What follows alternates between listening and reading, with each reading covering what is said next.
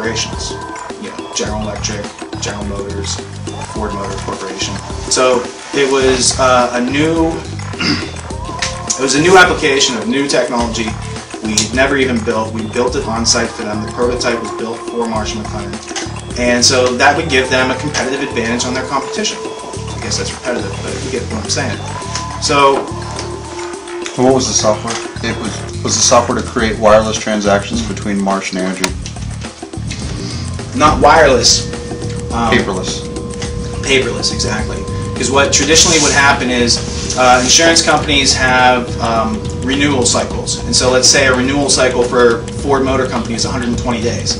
Well, by going electronic, then you can cut that down to 3 days. And you can take the employees out of it. So there's nobody scrutinizing what's going on because it's all being done behind the scenes now. Now, when I sold the software, it was about using XML to enable legacy systems and allow people to access that information either from the web or an intranet or local networks or some sort of connectivity where you didn't have to have a green screen terminal pulling up data, and where you could pull many streams of data together and present them through a portal so you could see everything going on at once, like a dashboard. AIG and Marsh & McLennan have not only won the award because Silverstream built this XML connectivity that gave them cutting-edge technological advantage over their competition. And when you're talking about the world's largest insurance company and the world's largest insurance brokerage, and the fact that at the time they were CEO'd by a father and son, and all these other things start to come into the mix. But let me take you back to the morning of September 11th. So you have a situation where I have these documents and I'm supposed to turn them into Marsh, right? And that seems simple enough. And my plan for that day was to drop these documents off and then to go to the beach, because my buddy had a beach house, and it was the last weekend, and so it was like a couple days and I was off. So what else are you going to do? It's a beautiful day.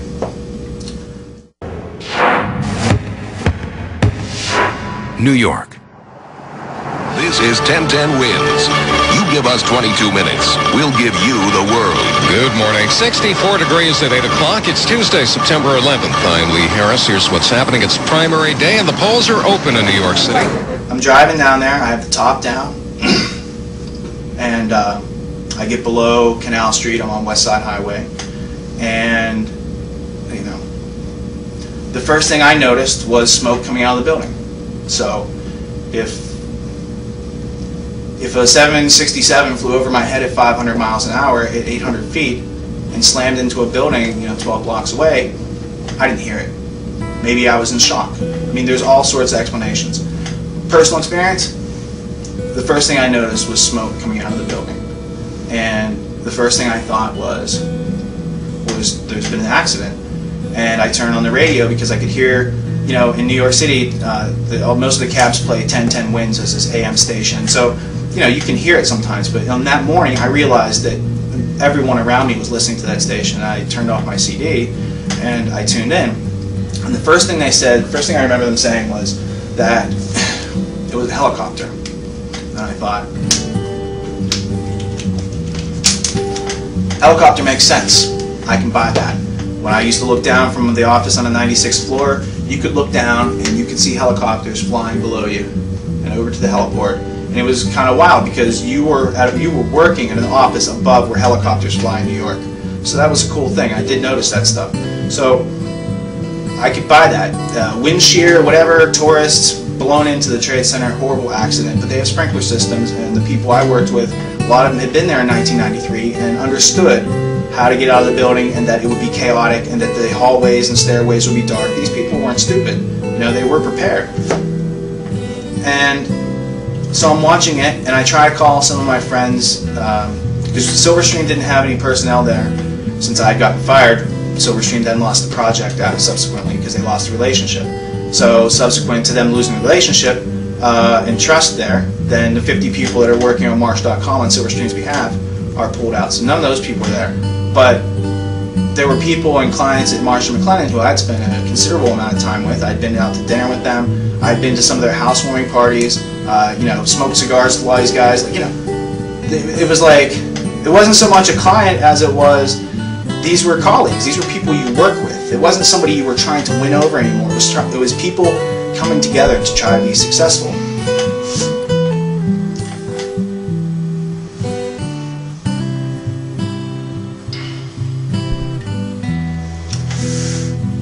So I see the building's on fire, and the next thing they say is that it's a Cessna, small single-engine plane, and I think, all right, I can buy that too, because again, tourists getting too close to the building, not used to flying around there, crazy wind going on, could blow into the building and could be on the outside burning, looking just like that.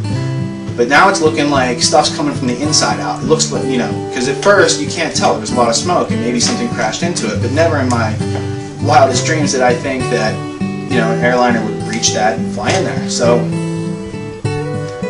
I don't think I heard that it was, you know, a commercial airliner. I knew it was an accident. I knew that something had happened there, and as we're getting closer and I'm trying to call people, cell phones don't work. Okay? You can't call people. You can't get any. You can't get numbers. So I tried texting somebody because some of the guys at Marsh had pagers, and I got text through to two guys, and I had one guy that I had 2 responses from. And the 2 guys were named John Oldshofer and Richard Bruhart. And those were people that we had worked with, and they were technical guys, and they really didn't like, you know, they didn't like the fact that their jobs were being taken away either. So these are guys that you can trust. Anyway,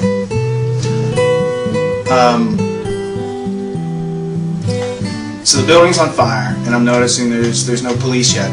There's no fire trucks, and it's been a couple minutes, and I'm not sure that they seem like really long minutes. So as I'm in traffic, and the traffic is kind of creeping up, and people are driving away, and people are getting out of their cars, I got to a point where I can't go forward anymore, so I had to make a left turn. Some people were turning around, but I was concerned because at that point it wasn't a terrorist attack. It's a tragic accident. My friends are up there, people I work with. So I was, you know, I was just going with the flow, I guess, at that point. And I was between World Trade Center 7 and World Trade Center 6 on Vesey Street. And when the South Tower event happens, you know, it happened from my blind side because I was on the back. I was on the north side of the South Tower. So what you see from my side is a big orange explosion and debris, fire and debris raining down, and I've got the top down. And at the same time that it's registering that that's not an accident from that, I see flashes going off in World Trade Center 6, which was, you know, as you come to learn later, the U.S. Customs House and the Department of Labor, and that there's a big crater that goes through that all the way down into the subway. So anyway, that's Building 6. So at that point, I panicked because I had never seen anything like it. I had never considered being in the middle of some crazy thing, but when you see this, and then you see that, and then you see this, right then I knew I didn't know what was going on, and that I should remove myself from the situation because I'm not safe. And it seems that no one here is safe, and there's nothing I can do. And if I stay here, I'm going to get pinned in, and I'm going to be buried in debris. So that's when I removed myself from the situation. Now, fast forward a month, and come to October, when you finally start to, I mean, the fires at Ground Zero is still burning, right? I'm talking about October, 30 days later. And you're still seeing first responders being hurt, and you're still seeing like all this activity, and people are out there, and there's still pictures all over the place of all the people that you used to work with, and you go and look, and then every now and then you'd see people you knew, and that would really tear you up, but then you'd think their family is waiting for their body to be returned or for them to be recovered. And so it was after the Marsh Memorial at the end of October, because at that memorial was at St. Patrick's Cathedral, and Giuliani presided over it, and basically, like, in hindsight, the people who presided over 9/11 then presided over the funerary rites of these people and the memory of them.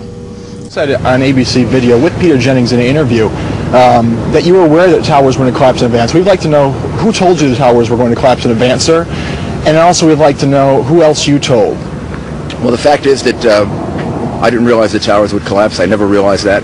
I went down to the scene, and we set up headquarters at 75 Barclay Street, which was right there with the police commissioner, the fire commissioner, the head of emergency management, and we were operating out of there when we were told that the World Trade Center was going to collapse.